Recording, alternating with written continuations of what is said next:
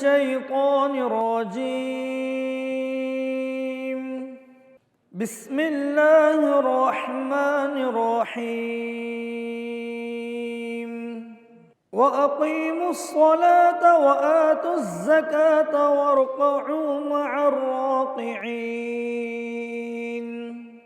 شروع کرتے ہیں اللہ کے نام سے جو نہایت مہربان رحم کرنے والا ہے، اور نماز قائم کرو اور زکوٰۃ ادا کرو اور رکوع کرنے والوں کے ساتھ رکوع کرو۔ أتأمرون الناس بالبر وتنسون أنفسكم وأنتم تتلون الكتاب أفلا تعقلون۔ صدق اللہ العظیم۔ تم دوسرے لوگوں کو تو نیکی کا حکم دیتے ہو اور اپنے آپ کو بھول جاتے ہو، حالانکہ تم کتاب کی تلاوت بھی کرتے ہو، کیا تمہیں اتنی بھی سمجھ نہیں؟ صدق اللہ العظیم۔ قاری صاحب کیا حال ہے؟ خیریت عافیت؟ اللہ آپ کو خوش رکھے۔ کیسے گزر رہی ہے رمضان؟ الحمدللہ عافیت سے جا رہے ہیں ماشاء اللہ۔ آج ماشاءاللہ کافی دن ہو گئے، آپ آتے رہ رہے ہو، اللہ بہت مبارک کرے، آپ کی بڑی مہربانی۔ کیسا لگ رہا ہے پروگرام؟ الحمدللہ سیٹ وغیرہ عافیت والا ماشاء اللہ۔ سیٹ سمجھ آ رہا ہے؟ اچھا چلے ماشاء اللہ۔ الحمدللہ۔ آپ سب کا بہت شکریہ جی کہ ماشاءاللہ آپ لوگ ہمیں دیکھ رہے، سن رہے، اور انشاءاللہ آگے بات بھی کریں گے۔ اور قاری صاحب کا بھی شکریہ ادا کرتے ہیں، حافظ صاحب کا بھی، کہ ماشاءاللہ وہ مستقل آ رہے ہیں اور ہمیں قرآن سنا رہے ہیں ان کی سریلی آواز میں۔ اللہ تعالیٰ مبارک فرمائے، اور اللہ ہماری اولادوں کو بھی ایسے قرآن پڑھنے کی توفیق نصیب فرمائے۔ آمین۔ یہ اللہ کی طرف سے بہت بڑی نعمت ہے۔ ایسا آپ بھی دعا کرتے رہیں، ضرور انشاءاللہ۔ اللہ جزائے خیر دے۔ انشاءاللہ ملتے ہیں، دعاؤں کی گزارش ہے جی۔ السلام علیکم ورحمۃ اللہ وبرکاتہ۔ بسم اللہ الرحمن الرحیم۔ الحمد للہ رب العالمین، الصلاة والسلام علی رسولہ الکریم وعلی آلہ واصحابہ اجمعین، اما بعد، فاعوذ باللہ من الشیطان الرجیم، بسم اللہ الرحمن الرحیم، واقیموا الصلاة وآتوا الزکاة وارکعوا مع الراکعین، اتأمرون الناس بالبر وتنسون انفسکم وانتم تتلون الکتاب افلا تعقلون۔ صدق اللہ العظیم۔ میرے محترم بھائیوں، دوستوں، بزرگوں، اللہ رب العزت کا احسان ہو گیا کہ اللہ تعالیٰ نے ہمیں ماہ مبارک نصیب فرمایا اور اس میں چند دن گزار دیے۔ یہ مہینہ جیسے بتایا گیا اور سنتے ہیں اور پڑھتے ہیں کہ بڑا بابرکت مہینہ ہے، اس مہینے کی بڑی اہمیت ہے۔ اس مہینہ مغفرت والا مہینہ ہے، رحمت والا مہینہ ہے، اللہ کی خوشنودی والا مہینہ ہے، اللہ کو پانے والا مہینہ ہے۔ اور پھر کیا کہا، تیسرا عشرہ جو ہے اس کا آنکھ سے آزادی کا مہینہ ہے، یعنی دنیا بھی بنتی ہے اس مہینے سے بہترین طریقے سے، آخرت بھی خوبصورت بنتی ہے۔ انسان کا دنیا میں آنے کا سب سے بڑا مقصد جو ہے، اگر دنیا میں وہ آ گیا ہے تو اس کا سب سے بنیادی مقصد یہ ہونا چاہیے کہ اللہ اس سے راضی ہو جائے، اور وہ جب اس دنیا سے جا رہا ہو تو اللہ کی رضا اس کے ساتھ ہو، کہ اللہ کہہ رہے ہو کہ میرا بندہ شاباش، کام تو کر کے آیا ہے، کام تو کر کے آیا ہے۔ یہ اصل زندگی ہے۔ دنیا میں بہت سے لوگ جیتے ہیں، آتے ہیں، مر جاتے ہیں، منومن مٹی کے نیچے قبر میں جا کر اپنے آپ کو ختم کر دیتے ہیں، بھلا دیتے ہیں، دنیا بھلا دیتی ہے، حتیٰ کہ گھر والے تک بھلا دیتے ہیں، عزیز و اقارب بھلا دیتے ہیں، جن کے پیچھے وہ بھاگتا تھا، دوڑ لگاتا تھا، وہ سب کے سب اسے بھلا دیتے ہیں، یعنی ایسا بھلا دیتے ہیں کہ بس کوئی تھا بھی نہیں۔ مجھے اپنے پردادا کی داستان نہیں پتہ ہے، نام پتہ ہے، بس تھے دادا کے والد صاحب اور والد صاحب کے دادا تھے۔ ہم سب کا یہی حال ہے۔ آنے والے زمانوں کے اندر تو پتہ نہیں باپ کو بھی یاد رکھا جائے گا کہ نہیں، کہ دنیا جس طریقے سے فاسٹ ہو رہی ہے، لیکن دین نے اس سارے نظام کو بنایا ہے، اور اللہ تعالیٰ نے کہا کہ اگر آپ میرے اطاعت کے ساتھ زندگی گزارو گے، میرے حکموں کے ساتھ زندگی گزارو گے، تو میں تمہیں کامیاب ترین زندگی دوں گا اور نیک نامی نصیب کروں گا، اور ایسی نیک نامی نصیب کروں گا کہ جو دنیا کے اندر بھی لوگ تمہیں یاد کریں گے، اور تمہارے مر جانوں کے بعد سالوں کے بعد بھی تمہیں لوگ یاد کریں گے۔ انبیاء علیہ السلام تو پاک پاکیزہ معصوم تھے، اللہ نے ان کی زندگی کو زندہ کیا۔ صحابہ کرام رضوان اللہ تعالی علیہم اجمعین کی زندگی کو اللہ تعالیٰ نے محفوظ کر دیا کہ کم و بیش آخری حجۃ الوداع پہ 1.25 لاکھ صحابہ تھے، لیکن صحابہ کئی لاکھ تھے، لیکن ہر ایک کی سیرت موجود ہے۔ اللہ کے نیک بندوں کو اللہ زندہ رکھتا ہے ان کے اوصاف اور ان کے صفات کے ساتھ، ان کے کمالات کے ساتھ، کہ آج بھی لوگ یاد کرتے ہیں۔ تو ہمارا دین دنیا بھی بنانے کا نام ہے اور آخرت کے بنانے کا بھی نام ہمارا دین ہے۔ تو یہ رمضان المبارک کا مہینہ ہے، تو اس کے اندر روزہ، عبادت، اللہ کی اطاعت، اللہ کی فرما برداری، اس کے ساتھ جو سب سے بڑی ایک چیز کہی جاتی ہے کہ زکوٰۃ، کہ اللہ کے نام پر مال کو خرچ کرنا، کہ زکوٰۃ دینا کیسے ہے، کس کو دینا، کہاں دینا، وہ مسائل کی بات ہے، وہ آپ اپنے اعتبار سے اپنے علاقے کے اپنے جن مفتیان کرام سے رجوع کرتے ہیں ان سے آپ ضرور معلوم کریں۔ لیکن زکوٰۃ کی اہمیت ہمارے یہاں کیا ہے، ہمارے دین میں کیا ہے، اللہ کے یہاں اللہ نے کیوں اس کو حکم دیا گیا کہ زکوٰۃ ایک اہم عبادت ہے۔ اس کی اہمیت کا اندازہ اس بات سے لگایا جا سکتا ہے کہ قرآن کریم میں اللہ تعالیٰ نے جہاں جہاں نماز کا تذکرہ کیا ہے اس کے ساتھ ساتھ زکوٰۃ کا بھی ذکر فرمایا ہے، کہ زکوٰۃ رمضان ہی میں فرض نہیں ہے بلکہ جب فرض ہو جائے تو اس کو ادا کرنا لازم ہے۔ لیکن رمضان المبارک میں اس کا بیان اس لیے کیا جاتا ہے کہ حدیث پاک کے مطابق رمضان المبارک کے مہینے میں ایک فرض کا ثواب 70 فرضوں کے برابر ملتا ہے، اور اللہ تعالیٰ کی طرف سے یہ نعمت عطا کی جاتی ہے کہ اعمال کا ثواب میں زیادتی کر دی جاتی ہے۔ لہٰذا اگر کسی پر زکوٰۃ فرض ہو گئی ہے تو رمضان المبارک کے مہینے میں ادا کرے تاکہ اس کا 70 فرضوں کا اجر مل سکے، یعنی اس کو 70 گنا فرض مل سکے۔ باقی زکوٰۃ تو جب فرض ہو جائے سال میں ایسے ادا کرنی چاہیے۔ تو جیسے کہا کہ بدنی عبادت ہے اور پھر زکوٰۃ مالی عبادت ہے، اور حج جو ہے نا وہ بدنی اور مالی دونوں عبادت ہے۔ ہمارا حضرت فرماتے ہیں، وہ بڑا اچھا اس کو بتاتے ہیں کہ 5 چیزیں جو ہے نا وہ ایک انسانی زندگی کے ساتھ جوڑتے ہیں، کہ لا الہ الا اللہ محمد رسول اللہ، یہ تعارف کلمہ ہے، کہ یہ تعارف ہے، یہ پہچان ہے کہ یہ اللہ کا بندہ ہے، محمد رسول اللہ صلی اللہ علیہ وسلم کا امتی ہے۔ تو یہ تعارف ہو جاتا ہے کہ یہ بھائی تعارف ہو گیا تو ایمان والا ہے۔ پھر وہ کہ تعارف بدلتا ہے دوستی کے اندر، تو جب دوستی میں یہ معاملہ بدلتا ہے تو پھر اللہ نماز کو لے آتے ہیں۔ جب دوستی ہوتی ہے تو پھر ایک دوسروں کا خیال بھی ہوتا ہے، اس کا ایک دوسروں کا اہتمام بھی ہوتا ہے، ایک دوسروں کی خیال بھی رکھا جاتا ہے، چیزیں بھی کی جاتی ہیں، ایک دوسروں کے یہاں چلے بھی جاتے ہیں، آ بھی جاتے، تو نماز آ گئی۔ تو اللہ کہہ رہے دن میں 5 دفعہ تو میرے پاس آ، کہ صبح میٹھی نیند ہے، محبت والی، یعنی ایک ایسی نیند ہوتی ہے کہ، اور خاص طور سے ایسے ٹائم پہ کہ صبح کا جو وقت ہوتا ہے اللہ تعالیٰ اس وقت کو بڑا ٹھنڈا رکھا ہوتا ہے، کہ اس سے پہلے تو تہجد تو فرض نہیں کی گئی، نبی علیہ السلام کے پر انبیاء علیہ السلام پہ تو راتوں میں اللہ سے بات کرنی تھی، میرے نبی تو روزانہ اللہ کہہ رہے کہ دن میں میرے نبی دے دعوت اور رات میں میرے پاس آ جایا کر، کہ رات کا جاگنا، اور جس کو بھی ملا ہے انشاءاللہ اس پہ تہجد پہ کبھی بات کریں گے۔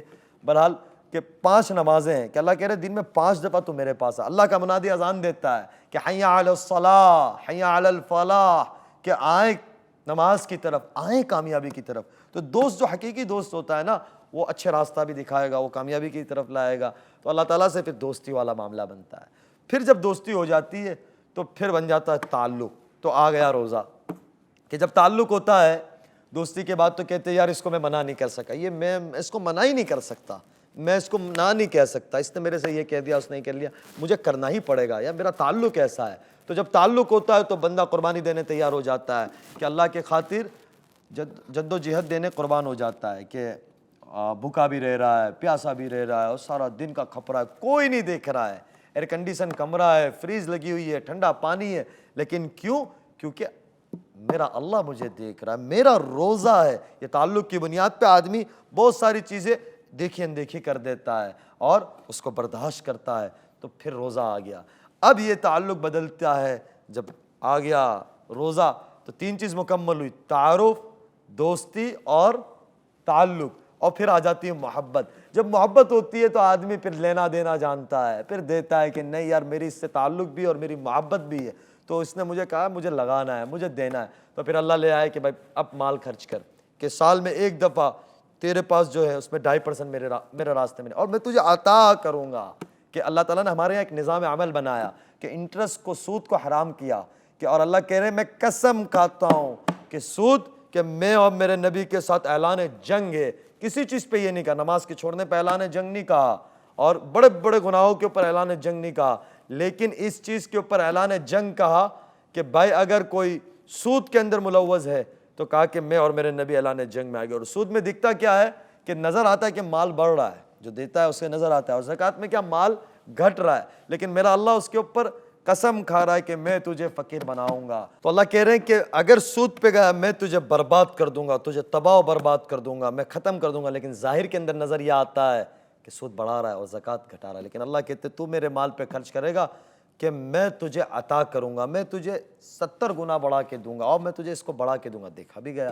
تو میں عرض یہ کر رہا تھا کہ جب محبت ہو جاتی ہے تو آدمی سب کچھ قربان کرتا ہے، خرچ کرتا ہے، تو پھر اللہ زکوٰۃ لے آئے، چوتھی بات لے آئے، اور پھر پانچویں بات پہ کہ مالی بھی ہے، بدنی بھی ہے، اور اپنے آپ کو کھپانا تو آگے حج لے آئے۔ تعلق اور محبت، اور پانچویں چیز ہے عشق، کہ جب عشق ہو جاتا ہے تو پھر ساری چیزیں قربان کرتا ہے، نہ رات دیکھتا ہے نہ دن دیکھتا ہے۔ جا کے دیکھیں نوجوانوں کا حال، اللہ حفاظت فرمائے۔ لیکن صحیح عشق بھی ہوتا ہے، بیوی کے ساتھ، بچوں کے ساتھ، ماں باپ کے ساتھ، بھائی بہنوں کے ساتھ، دوست عزیز اقارب کے ساتھ، دیکھتے ہیں کہ یار ان کے اندر کیسا تعلق ہے، تو وہ عشق پہ آتا ہے۔ جب بندہ عشق پہ آ جاتا ہے تو پھر اللہ کہتا ہے آجا میرے ساتھ، تیرے کو عشق ہو گیا ہے، اب تو آ دیوانہ وار بن کر میرے پاس۔ بہرحال یہ ایک بات آ گئی، انشاءاللہ آگے کوشش کریں گے اس رمضان میں ہر اس ٹاپک کے اوپر بات کی جائے جو بنیادی ہے۔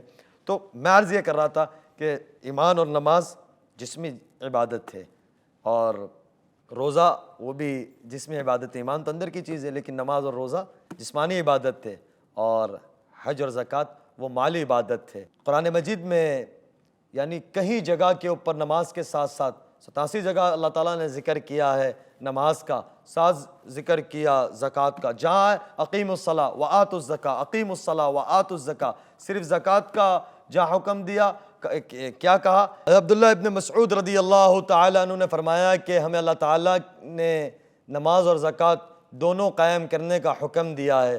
جو شخص نماز پڑھتے ہیں اور زکوٰۃ نہ دے اس کی نماز ہی قبول نہیں ہوتی، اس لیے کہ اس نے دو احکام الہی میں تفریق کی ہے۔ البتہ اتنی بات ضرور ہے کہ نماز ہر بالغ مرد و عورت پر فرض ہے، جبکہ زکوٰۃ صرف نصاب پر فرض ہے۔ قرآن کریم کے مطابق زکوٰۃ سے مال میں بڑھوتری ہوتی ہے کہ رضا الہی بھی مقصود ہے، اور مال میں بڑھوتری بھی ہے کہ اپنے مالک اللہ تعالیٰ کے پاس بڑھانے والی چیز ہے، اور اپنے مال کو بڑھانے والی چیز ہے۔ زکوٰۃ نہ دینے پر عذاب، کہ قرآن کریم کے اندر اللہ تعالیٰ کا ارشاد ہے کہ جو لوگ مال جمع کرتے ہیں اور مال کو خرچ نہیں کرتے ان کے لیے دردناک عذاب ہے۔ خبر سنا دیجئے، قیامت کے دن ان کا مال یعنی سونا چاندی کو آگ میں تپایا جائے گا، اور ان کے جسم کے مختلف اعضاؤں کی ساتھ لگا دیا جائے گا، اور کہا جائے گا کہ یہی وہ مال ہے جسے تم نے دنیا میں جمع کیا تھا، اس مال کے مزے چکھو، اب لو مزے۔ یعنی ابھی سمجھ نہیں آتا ہمیں کہ ہم یعنی کہتے ہیں بس دیکھا جائے گا اور کر لیں گے، ہو جائے گا، کوئی نہیں دیکھتا، لیکن عزیزو میرا اللہ ہر چیز کو جانتا ہے۔ میرے دل میں آنے والے خیال کے 1 سیکنڈ کے کروڑوں حصے کے اندر نکل جاتا ہے، میرا اللہ اس کو بھی جانتا ہے اس چٹکی کے ساتھ، کہ اس چٹکی بجانے سے بھی زیادہ میرا اللہ اس ساری چیزوں کو جانتا ہے۔ اور پھر ہم اس کے اندر سارا نظام بناوے، یہ کرے وہ کرے کہ اللہ سو گیا، ایسا تو نہیں ہے۔ تو اس کو ہم بالکل جان کر معلوم کر کے علماء کے پاس جا کر بتلا کر 1 روپیہ ادا کرے، کہ زکوٰۃ کے ذریعے مال محفوظ اور برکت ہو جاتی ہے، اس کا اثر یعنی صاف ستھرا ہو جاتا ہے، اس کا میل کچیل صاف ہو جاتا ہے۔ ایک اور حدیث میں آتا ہے کہ نبی علیہ الصلوۃ والسلام نے فرمایا ان اللہ لم یقرض الزکاۃ الا لیطیب ما بقی من اموالکم، اللہ تعالیٰ نے زکوٰۃ اس لیے فرض فرمائی تاکہ تمہارے مال پاک صاف ہو جائے، صاف ستھرے ہو جائے، اور تم ہمارے یہاں اللہ کے یہاں صاف ہو جاؤ۔ اور پھر زکوٰۃ یہ ہے کہ بھائی 1 لاکھ پہ 2500 دے رہے ہیں، تو کوشش کریں کہ بھائی 1 لاکھ کے اوپر جب ہم نکال ہی رہے ہیں، 2500 روپے نکال رہے ہیں، 2.5% نکال رہے ہیں، تو ہم تھوڑا سا 100 روپے اوپر بڑھا دیں۔ ہمارے حضرت فرماتے ہیں کہ زکوٰۃ دیتا ہے وہ اللہ کے یہاں بخیل کی لسٹ سے نکل جاتا ہے، سخیوں میں داخل نہیں ہوتا۔ تھوڑا سا اوپر بڑھا کے دے دے، کیا ہی کمی ہو جائے گی، 100 روپے بڑھا دے، 50 روپے بڑھا دے اللہ کے نام پہ اور دے دے، تو وہ سخیوں میں داخل ہو جاتا ہے۔ تو اس کا اہتمام رکھے۔ اب اس کے جو مسائل ہے جو کہ کس کو دینا، کہاں دینا، وہ اپنے اپنے علاقے کے مفتیان کرام سے، علماء کرام سے رجوع کر کے دے، اور دیکھے کہ سب سے پہلے اپنے رشتہ دار جو غریب رشتہ دار ہے، جن کے اوپر ہمارا حق ہے اور ان کا ہمارا ان پر، ان کا ہمارے پر حق ہے، ان کو تلاش کر کر کے دیکھے اور دے، اور ان کے یہاں جا کر دے کہ یہ سمجھے کہ یہ اللہ نے ہمیں موقع دیا ہے۔ تو دینے سے یہ نہ ہو کہ بھائی میں مال دے رہا ہوں، میں زکوٰۃ کا مال ہے بھائی، یہ تیرے مال کا گند ہے، یہ گندگی ہے، تو یہ تو دے رہا ہے اور اللہ نے تجھے موقع دیا ہے کہ اسے کوئی لے رہا ہے اور تجھے اس سے صاف کر رہا ہے اور اس بوال سے نکال رہا ہے، تو ایسے لوگوں کو ڈھونڈ کر دے اور جان کر دے، اڑوس پڑوس میں معلوم کرے، اپنے عزیز و اقارب میں معلوم کرے، اور پھر ترتیب کے ساتھ دے، اس کا ترتیب نظام بناوے اور اس کا پورے سال کا ایک سسٹم بنائے اور اللہ کے نام پہ خرچ کرے۔ اللہ کے نام پہ خرچ کرنے والوں کو اللہ ایسا ہی پسند کرتا ہے۔ کئی واقعات سیرت میں ملتے ہیں کہ کیسے کیسے لوگ ہوتے تھے جو اللہ کے ناموں پہ خرچ کرتے تھے، اور پھر ان کی کیا برکات ہوتی تھی اور کیا کیا ملتا تھا کہ نسلیں آباد ہو جاتی تھی۔ اس پہ بہت ساری باتیں ہیں، بہرحال انشاءاللہ آج ذہن میں آئی کہ کچھ باتیں تھیں جو آپ کے آگے عرض کریں، انشاءاللہ آگے بھی کرتے رہیں گے۔ اللہ تعالیٰ اس ماہ مبارک کو ہمارے لیے نجات کا ذریعہ بناوے، اللہ کی خوشندی کا ذریعہ بناوے، حضور علیہ الصلاۃ والسلام کی خوشندی کا ذریعہ بناوے، اور ہماری زندگیوں میں شریعت و سنت کے آنے کا ذریعہ بنائیں۔ اور امید ہے آپ ساروں کی رمضان بخیر عافیت گزر رہی ہوگی۔ اللہ آپ سب کا حامی و ناصر ہو۔ انشاءاللہ کل پھر ملیں گے، اور آپ دونوں پروگراموں کو دیکھیں اور آگے بھی اس کو پہنچائیں۔ اللہ تعالیٰ آپ سب کو بہت جزائے خیر نصیب فرمائے، اور اپنے شان جزائے خیر نصیب فرمائے، اور اس کا بہترین صلہ و بدلہ نصیب فرمائے۔ اللہ آپ سب کا حامی و ناصر ہو۔ پھر کل ملاقات ہوگی، زندگی رہی تو۔ السلام علیکم ورحمۃ اللہ وبرکاتہ۔